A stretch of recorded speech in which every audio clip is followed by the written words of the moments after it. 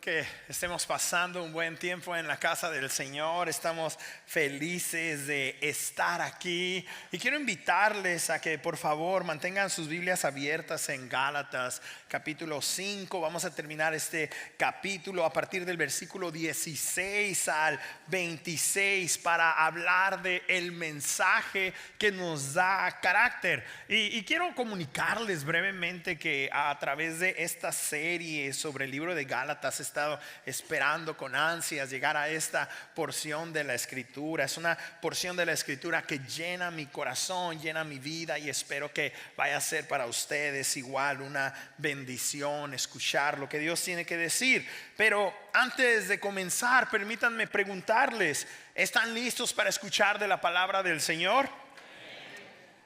Creo que todos nos hemos sentido en alguna que otra vez tentados a controlar las situaciones o a controlar a otras personas. Pero la verdad es que muchas veces no podemos ni siquiera controlarnos a nosotros mismos. Sin embargo, esta es la clase de mundo en el que vivimos. Vivimos en un mundo donde queremos tener el control, lo cual es totalmente imposible.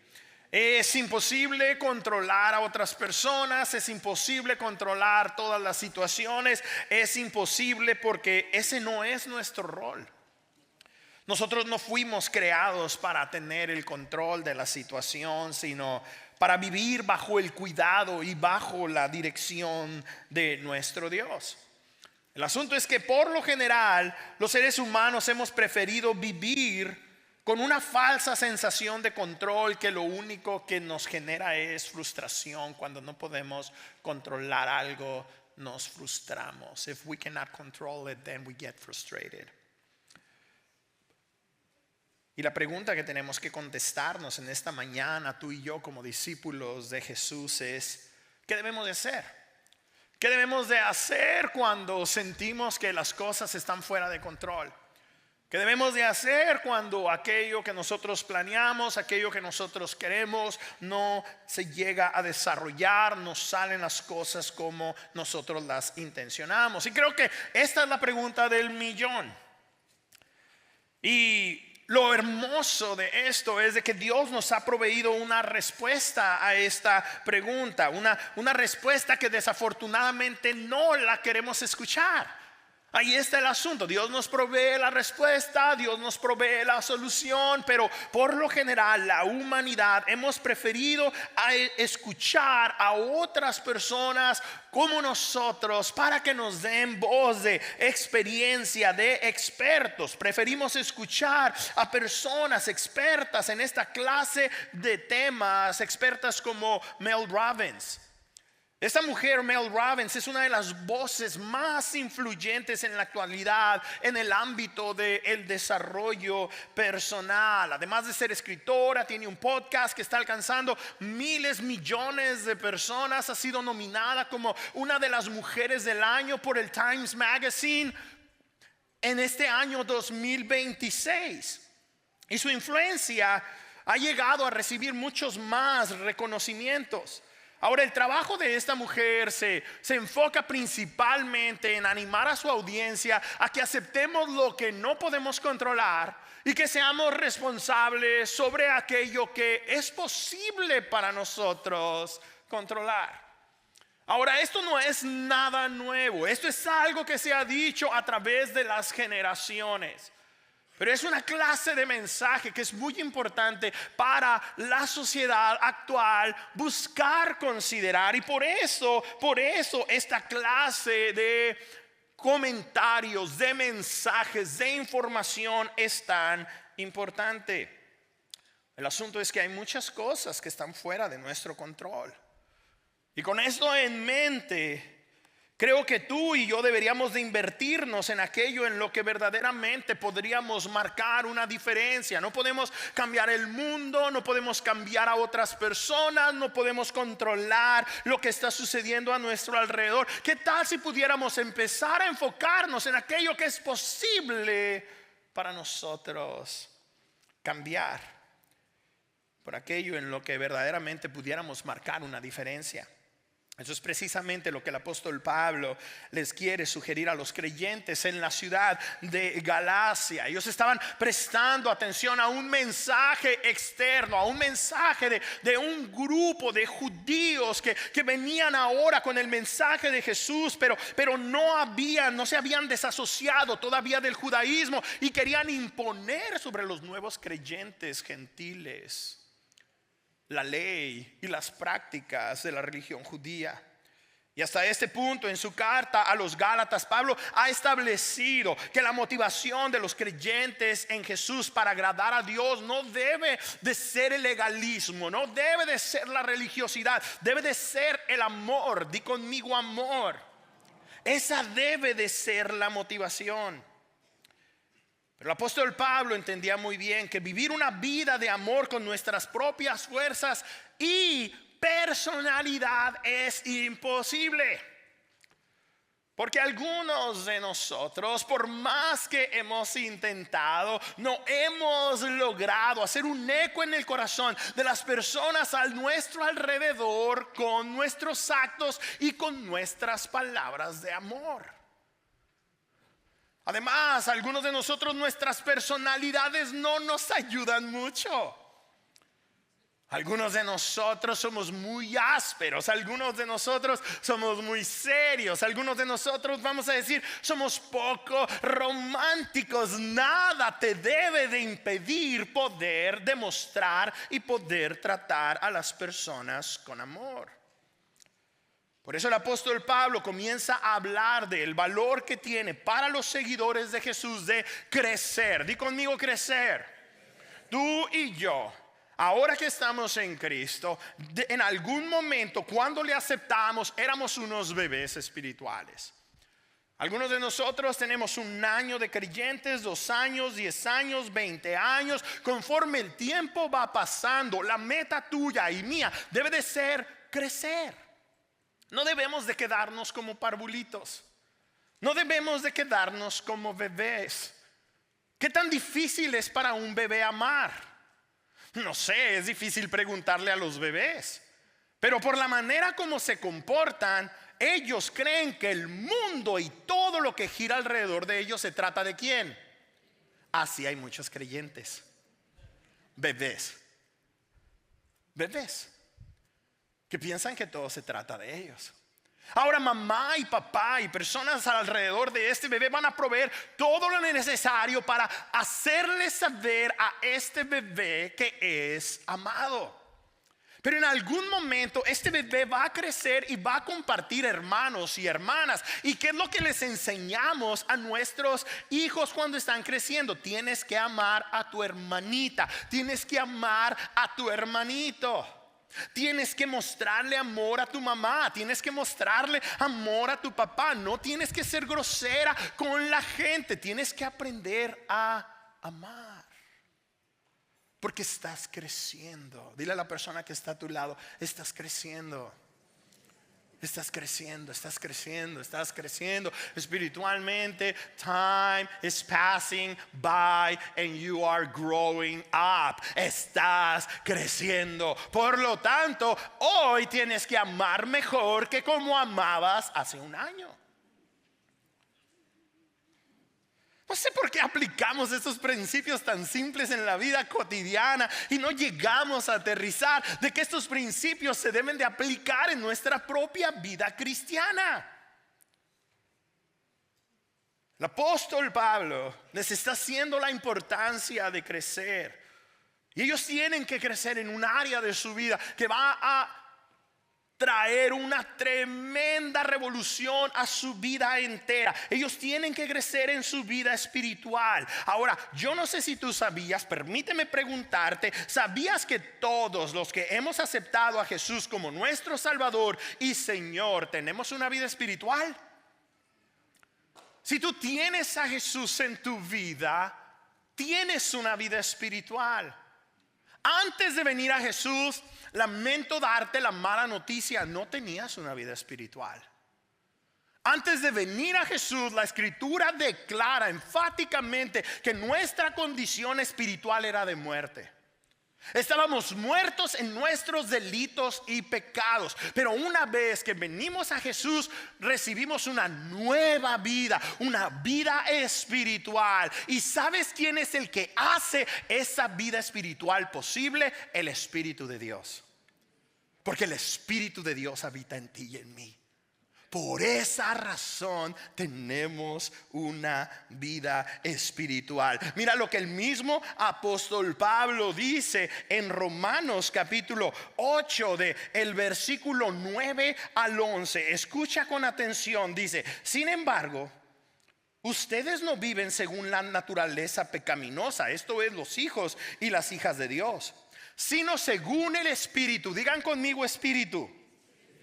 Si es que el Espíritu de Dios vive en ustedes. Y si alguno no tiene el Espíritu de Cristo, fíjate las implicaciones. Si alguno no tiene el Espíritu de Cristo, no es de Cristo. Entonces, si tú estás aquí con una certeza de que le perteneces a Cristo, no hay lugar a dudas de que el Espíritu de Dios habita en ti. Y si el Espíritu de Cristo no habita en ti, entonces no tienes a Cristo.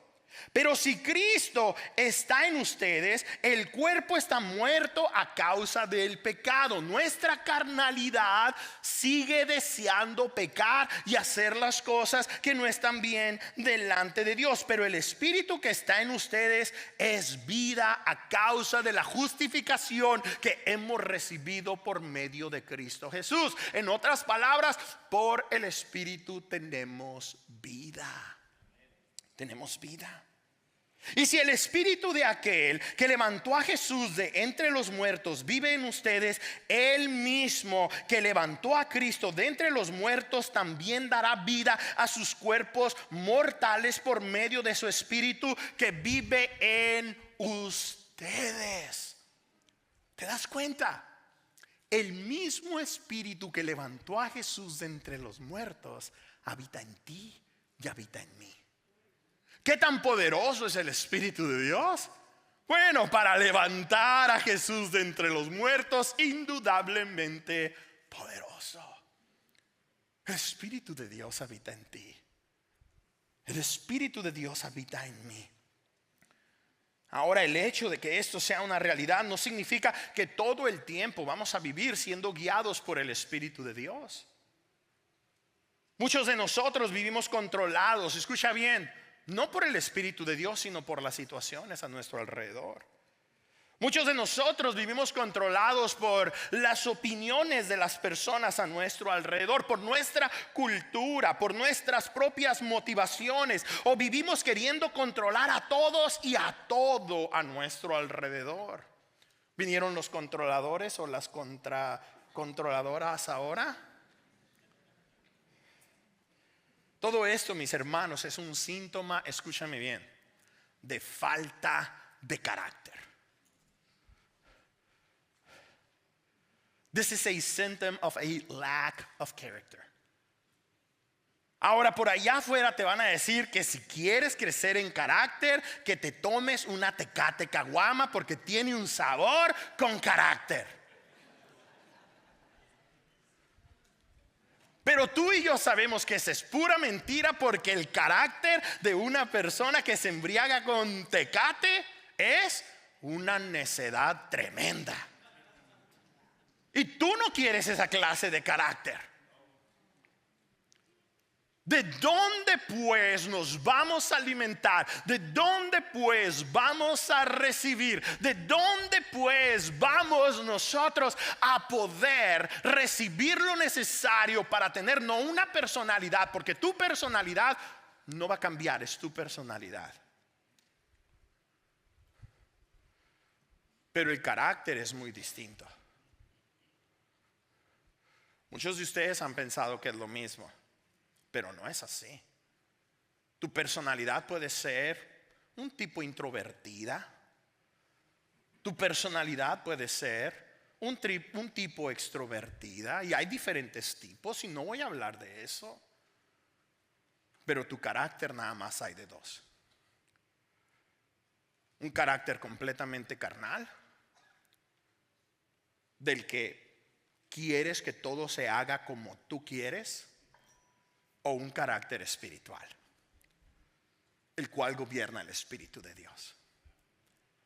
Generalmente hace esta pregunta: ¿qué clase de carácter ve la gente en ti? Todo esto, mis hermanos, que estamos hablando es importante, pues el carácter cristiano resulta de vivir por el Espíritu. Por eso es que esto no es algo tan común. Eso no es algo que todos experimentan y esto no es algo que todos ven. Esto es algo raro. Di conmigo, raro. Es muy difícil encontrarnos una persona con el carácter que provee el Espíritu de Dios. Por eso la persona de Jesús era tan irresistible y todos querían estar alrededor de él. Porque él reflejaba, él emanaba el carácter que el Espíritu de Dios nos puede dar a ti y a mí. Jesús se movía en el poder del Espíritu. Y así tú y yo el día de hoy podemos comenzar a soñar que es posible que nuestro carácter sea transformado cuando nosotros nos decidimos por fin comenzar a vivir por el Espíritu. Y es que el carácter es lo que sale de nosotros cuando enfrentamos, escucha bien, tensiones y presiones en la vida. Ahí es donde se demuestra el carácter. Cuando vienen los momentos difíciles, cuando vienen los conflictos, cuando vienen las desilusiones, ahí es donde se muestra verdaderamente el carácter. Y lo que estamos a punto de aprender es que el carácter que Dios quiere desarrollar en nosotros no se trata de intentar ser más disciplinados o más educados o más responsables, sino de aprender a vivir bajo la dirección del Espíritu de Dios. De eso se trata. Permitirnos vivir bajo la dirección del Espíritu de Dios. Y eso es lo que Pablo comienza a explicar en Gálatas capítulo 5, versículo 16. Así que les digo, vivan por el Espíritu y no sigan los deseos de la carne. Vivan por el Espíritu. Y cuando Pablo nos dice que vivamos por el Espíritu, nos está invitando a permitir que el Espíritu de Dios dirija, escucha bien, nuestra manera de pensar, nuestras decisiones y nuestra manera de responder ante situaciones realmente difíciles. El problema es que aunque el Espíritu de Dios esté viviendo en nosotros, todavía tenemos deseos en nuestra carne que nos arrastran y nos llevan en direcciones muchas veces contrarias a la voluntad de Dios. ¿Por qué? Bueno, el apóstol Pablo lo explica muy claramente en el versículo 17, la primera parte, porque la carne desea lo que es contrario al Espíritu, y a su vez el Espíritu desea lo que es contrario ¿a qué? A la carne. En otras palabras, lo que a ti y a mí nos gusta va contrariamente a lo que al Espíritu que habita en nosotros le gusta. Estamos hablando aquí de una batalla interna. Estamos hablando aquí de algo que está sucediendo a nivel corazón, a nivel alma, a nivel pensamientos. Hay una batalla y lo que a ti te gusta no le gusta al Espíritu. Ah, caray, pues ¿por qué tan agresivo, pastor? Usted no sabe que a mí me encanta adorar a Dios y servirle a Él. Sí, pero muchas veces cuando te vemos. Pero a veces cuando no nos ven, hay cosas que hacemos que no están bien. El Espíritu de Dios no solamente habita en nosotros cuando estamos aquí. El Espíritu de Dios también habita en nosotros cuando estamos allá afuera.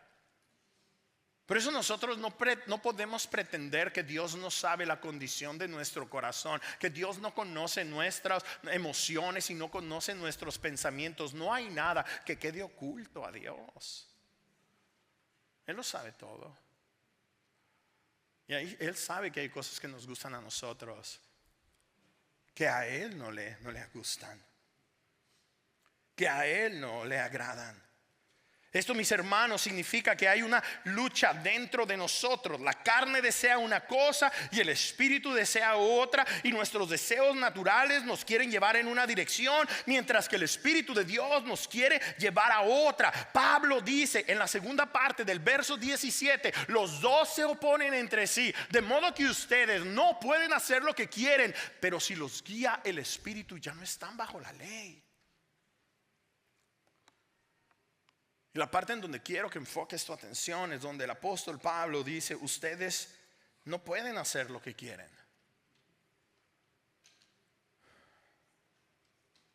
¿Cuántos de ustedes ya han llegado a esa conclusión? Yo ya he llegado a esa conclusión.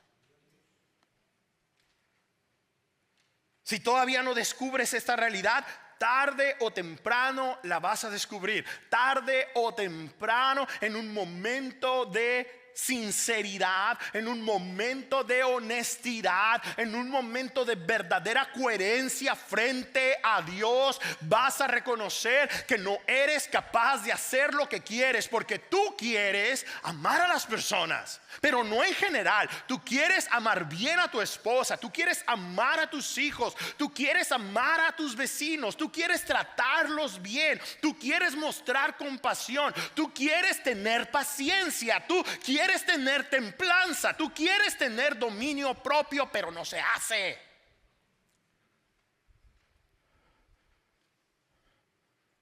No se arma.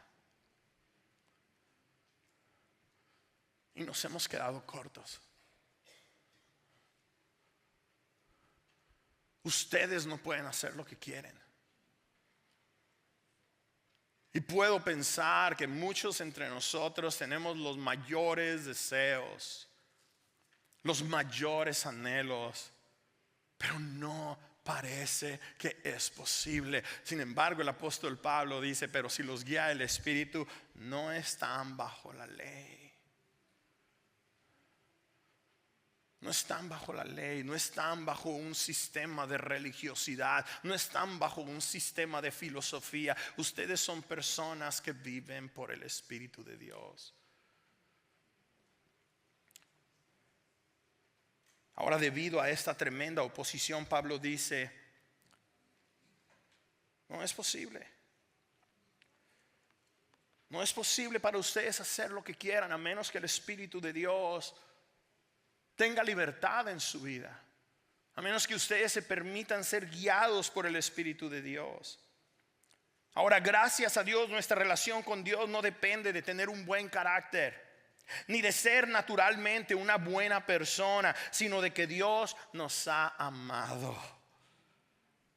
¿Recuerdas? Dios nos ha dado una nueva identidad. Somos hijos e hijas de Dios. Ahora nuestra motivación debe de ser amor. ¿Y cómo demostramos nuestro amor? Amando a nuestro prójimo. Todo, absolutamente todo, nos ha estado perfilando para este preciso momento en donde el apóstol Pablo quiere que tú y yo tengamos claro que el pecado ha distorsionado nuestro carácter. Sin has distorted our character. Lo que significa que no podemos depender de nosotros. We cannot rely on ourselves. Porque nuestro carácter ha sido distorsionado a causa del pecado. Ha sido distorsionado en la manera en la que tratamos nuestro cuerpo. Ha sido distorsionado en la manera como adoramos a ídolos. Ha sido distorsionado en la manera en que tratamos a quienes nos rodean, y hasta en la manera en que buscamos escapar de nuestra propia realidad y de nuestras propias emociones. Mira lo que dice el versículo 19 y 20. Las obras de la carne se conocen bien. No te tengo que convencer, y por eso no voy a pasar mucho tiempo aquí. Este es el rollo que vivimos, así es como nos movemos. El apóstol Pablo dice, no tengo que convencerlos, caray, ustedes saben. Porque cuando somos honestos podemos reconocer que las obras de la carne son inmoralidad sexual, es impureza y libertinaje, es idolatría y hechicería, es odio, es discordia, son celos, son arrebatos de ira, rivalidades, desacuerdos, sectarismos o grupitos aquí, grupitos allá, y envidia, borracheras, orgías y otras cosas parecidas. Ahora vale la pena mencionar que en mi estudio me di cuenta que cuando se habla de orgías no es de algo sexual, sino de el grupo de borrachitos que se reúnen todo el tiempo. Aunque también la otra clase de orgías existen. Pero nadie nos tiene que convencer de que así es como nos movemos, así es como pensamos, es lo que nos gusta. Ahora quiero que noten lo siguiente, por favor. Que los arrebatos de ira aparecen en la misma lista de inmoralidad sexual. ¿Lo notaron o no? Y que la borrachera aparece en la misma lista que la hechicería. ¿Lo habías notado o no? Esto es evidencia de que somos nosotros los que clasificamos los pecados, y por esa razón nosotros en nuestra manera de autodefendernos decimos: mi pecado no es tan malo como el pecado de aquella persona, pero si tu pecado se ve en esta lista todos están igual, bien tronados, bien quebrados. ¿Habrá envidia? ¿No? Entonces, ¿por qué carro nuevo? No, es que me merezco un mejor carro. Bueno, pero no es porque tu vecino trae un buen carro y se te antojó comprar a ti también un buen carro. ¿Desacuerdos? ¿Habrá desacuerdos? No, les dije que no iba a hablar de esto porque se me hace que es muy básico. Pero algunos de nosotros vamos a querer zafarnos y decir: no es cierto, yo no soy tan malo, yo no soy tan pecador. Juzguen y critiquen a los de allá afuera que actúan de esta o de otra manera. El apóstol Pablo agarra bien parejito aquí, porque él sabe muy bien que para Dios todo pecado revela una vida que ha sido distorsionada y que necesita redención. Y si tú y yo hemos llegado a esa conclusión, por esa razón hemos aceptado a Cristo Jesús como nuestro Salvador, porque sabemos que no somos buenos. We are no good. Lo cual deja claro que todos necesitamos la gracia y el perdón de Dios. Por eso Pablo termina el verso 21 advirtiendo que quienes practican tales cosas no van a heredar el reino de Dios. Ahora tengamos presente que Pablo no está hablando de los cristianos que caen en pecado y que se arrepienten. Él no está hablando de ellos, no está hablando de nosotros si ya estás en Jesús. Él está hablando de quienes persisten en vivir identificándose con estas obras de la carne como su estilo, como su manera de vida. Yo así soy, ¿y qué? Yo así soy y no voy a cambiar. Yo así soy y no voy a considerar lo que Dios tiene que decir. Ahora nosotros como cristianos ya no nos identificamos con el pecado, porque hemos creído en el sacrificio redentor de Cristo Jesús. Ahora ciertamente seguimos luchando con el pecado, pero el pecado ya no define quiénes somos. No está bien, no es propio para mí decir soy un enojón, porque eso no es quien yo soy. Yo soy un hijo de Dios, que soy tentado por el enojo, que caigo en muchas ocasiones en el pecado del enojo, pero no soy un enojón, soy un hijo de Dios. ¿Tú quién eres? Un hijo, una hija de Dios si estás en Jesús. El pecado ya no nos define. Nuestra identidad ahora está en Cristo Jesús. Somos hijos de Dios y el Espíritu Santo está obrando en nosotros para desarrollar el carácter de Cristo. Se va a ver el parecido de familia. Algunos de ustedes yo puedo voltear a verlos y me puedo dar cuenta que están relacionados porque se parecen. Es más, está tan curioso este asunto que en algunas ocasiones hay parejas que no son, que se conocieron y lejos de parentela de diferentes lugares, pero ya tienen 30 años casados y hasta se parecen, ¿verdad? ¿Te ha tocado ver? ¿Por qué? No necesariamente por el físico, sino la manera como tratan, la manera como hablan, la manera como sonríen, la manera como se muestran a las demás personas. Bueno, en ti y en mí se tiene que ver el parecido con el primogénito de nuestra familia, que es Cristo Jesús. La gente en algún momento tiene que llegar a decir: él o ella son cristianos. Porque se ve, se nota el parecido. Pero el desarrollo de nuestro carácter cristiano no sucede de la noche a la mañana. Toma tiempo. Esto me llega a mi segundo punto. El carácter crece gradual y progresivamente. It's going to take time. Y estas son buenas noticias para ti y para mí. De nuevo, estamos acostumbradísimos cuando vemos a nuestros bebés o nuestros hijos, nietos, los vemos de bebés. No podemos esperar mucho de ellos, pero ya a los 5, 6, 7 años, si todo se trata de ellos, entonces ya son niños, ya son niñas malcriadas. ¿Y quién los malcrió?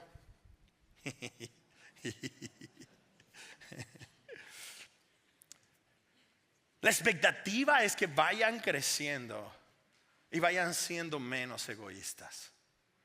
Vayan pensando más en los demás. Esa es la expectativa.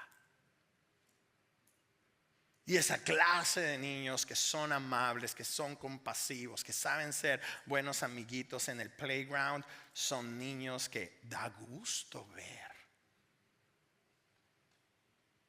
Pero los niños berrinchudos, está pensando uno: ¿dónde estará su mamá?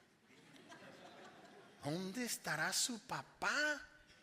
¿Qué les están enseñando? Ya tiene 15 años. Wow. Ahora, estas son buenas noticias. Porque si el carácter crece gradual y progresivamente, significa que mientras caminemos con Jesús en este mundo y permitamos que el Espíritu de Dios nos guíe, nuestro carácter cristiano seguirá desarrollándose y seguirá madurando. Entonces esto todavía no se acaba. Dile a la persona que está a su lado: esta no es la mejor versión de mí.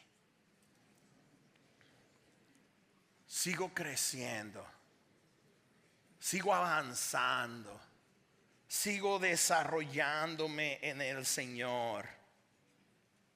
En otras palabras, nuestra transformación es posible porque el Espíritu de Dios está obrando en nosotros. Mira lo que dice el versículo 22 y 23 de Gálatas 5. En cambio, el fruto del Espíritu, ya vimos cuál es el fruto de la carne, ya vimos los resultados de la carnalidad que tenemos. Ahora vamos a ver cuál es el fruto del Espíritu, y comienza precisamente con la virtud del amor. El fruto del Espíritu es amor.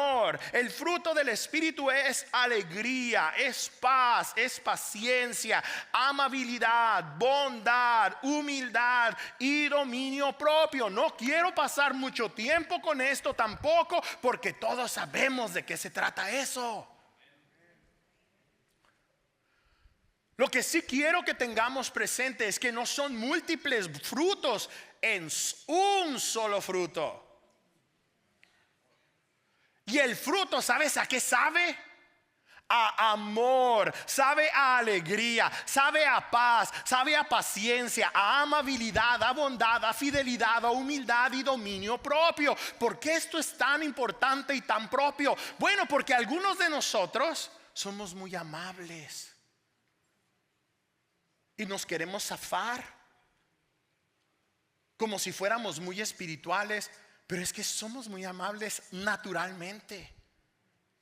Algunos otros somos muy humildes. Naturalmente somos personas humildes, tranquilas, sin grandes egos. Algunos de nosotros somos alegres, todo el tiempo cantando y chiflando y pasándola bien, alegres. Oh, pero el fruto del Espíritu no nada más sabe a alegría. El fruto del Espíritu no nada más sabe a amabilidad. El fruto del Espíritu no solamente sabe a humildad. El fruto del Espíritu tiene un tutti frutti ahí bien sabroso. Es como un ponche de frutas que estás buscando el sabor, pero de todas las mezclas se ha creado este sabor propio. Pero tú sabes que hay variedad. Por eso, si hay una cosa que no tienes aquí o que te falta, entonces muchas de las cosas buenas en ti las has atribuido al Espíritu de Dios, pero en realidad solamente has sido quien eres tú naturalmente. Pero eso no significa que no necesites el fruto del Espíritu en tu vida. Porque si eres muy humilde y no tienes amor, necesitas experimentar el fruto del Espíritu. Porque si eres muy fiel y no tienes paz, necesitas experimentar el fruto del Espíritu. Porque si eres muy alegre y no eres fiel, necesitas experimentar el fruto del Espíritu. ¿Te das cuenta? Entonces todos tenemos que crecer. Dile a la persona que está a tu lado, no, sí tenemos que crecer. Sí tenemos que crecer. Ahora quiero que noten cuál es la última virtud.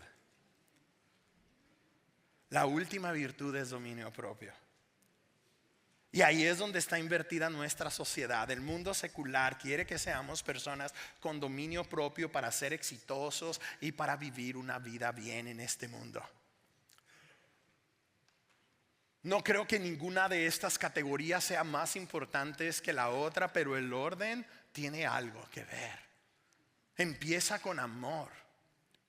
El dominio propio muchas veces nosotros es lo que pudiéramos pensar que es bien importante. La disciplina, el ser mejor, el estar constantemente evaluándome, el estar creciendo el 1% cada día para en 100 días ya ser una mejor versión de mí mismo. El dominio propio, no voy a hacer esto, no voy a hacer lo otro, no voy a hacer acá, no voy a hacer allá. Y sin embargo está el último en la lista.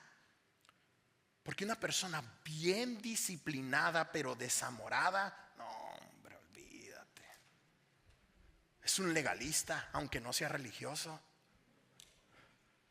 Porque nomás te dice lo bien que él está y lo pésimo que tú estás.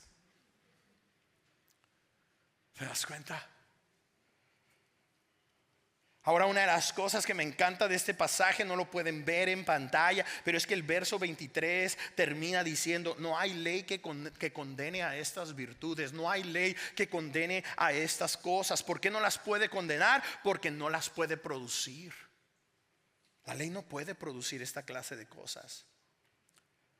Mis amigos, cualquier sistema religioso o filosófico nos puede decir lo que debemos de hacer, pero no puede transformar nuestro corazón. En pocas palabras, una persona puede ser extremadamente religiosa o muy exitosa bajo los estándares de este mundo y aún así ir por la vida siendo desamorada, amargada, ansiosa, impaciente, irrespetuosa, enojona, infiel, egoísta e irresponsable. Pero no falta la iglesia y nos da carrilla cuando faltamos, y lee su Biblia a diario y ora todos los días, tiene grupos en línea y no se pierde ni una sola actividad. O hace todo lo que debe de hacer, se alimenta bien, va al gimnasio, se está educando. Olvídate, todo impecable. Pero no necesariamente viviendo, exponiendo el fruto del Espíritu. Y este es el argumento de Pablo en contra de las falsas enseñanzas a las que estaban expuestos los Gálatas. Por eso Pablo nos dice que mejor nos enfoquemos en agradar a Dios viviendo en sumisión a Él. Esto me lleva a mi tercer y último punto. El crecimiento de carácter requiere sumisión. Di conmigo, sumisión. Como podemos ver, el crecimiento de nuestro carácter no ocurre simplemente porque queremos cambiar. Tenemos que rendir nuestros deseos, tenemos que rendir nuestra voluntad a Dios. Y Pablo utiliza una imagen muy fuerte para explicar lo que esto significa. Dice en el versículo 24: los que son de Cristo Jesús han crucificado la carne con sus pasiones y deseos.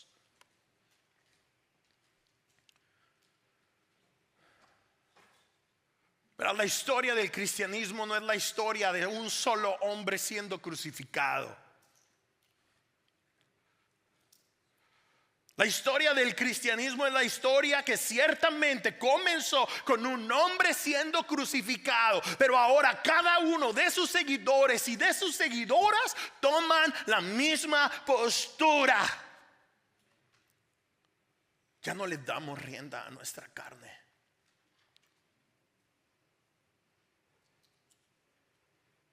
Ahora, cuando Pablo habla de crucificar la carne, él no está diciendo que tenemos que destruir nuestro cuerpo, sino que tenemos que permitir que el Espíritu de Dios gobierne nuestra vida. Ahora nuestra voluntad se tiene que venir y rendir ante la voluntad de Dios, pues el Espíritu madura nuestro carácter cuando nos dejamos guiar, cuando nos dejamos llevar, cuando nos dejamos enseñar, cuando nuestro carácter empieza a ser dócil y empezamos a reconocer que hay mucho que Dios tiene que hacer en nuestras vidas y venimos delante del Señor constantemente y le decimos: Señor, lléname, Señor, transfórmame, Señor, cámbiame. Sé que no soy lo que tú me has llamado a ser. No vivo pensando y sintiendo que tú no me amas, pero sé que tengo que crecer.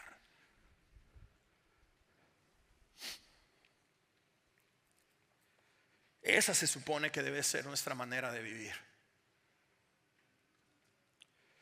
Si el Espíritu de Dios nos ha dado una nueva vida, entonces nuestra nueva vida debe de ser guiada por el Espíritu de Dios. Así es como Pablo termina este capítulo en el versículo 25 diciendo: si el Espíritu nos da vida, andemos guiados por el Espíritu. Solo así vamos a vivir una vida plena. Solo así vamos a dejar de provocarnos y envidiarnos los unos a los otros. Solo así vamos a dejar de preocuparnos por lo que no podemos controlar. En su más reciente libro, Mel Robbins dice que aunque no podemos controlar lo que otras personas dicen o hacen o piensan, ni tampoco podemos controlar las circunstancias que llegan inesperadamente a nuestras vidas. Ella dice que lo que sí podemos controlar es la manera en que respondemos a los desafíos de la vida. Es la manera como respondemos a la crítica, al conflicto, la decepción, la soledad, la enfermedad o la injusticia. Ahora, en el mundo de allá afuera, este tipo de crecimiento, de control personal es parte de lo que muchas personas buscan para alcanzar a vivir una vida feliz y exitosa. Pero no es lo que tú y yo estamos persiguiendo. We are not pursuing happiness or success.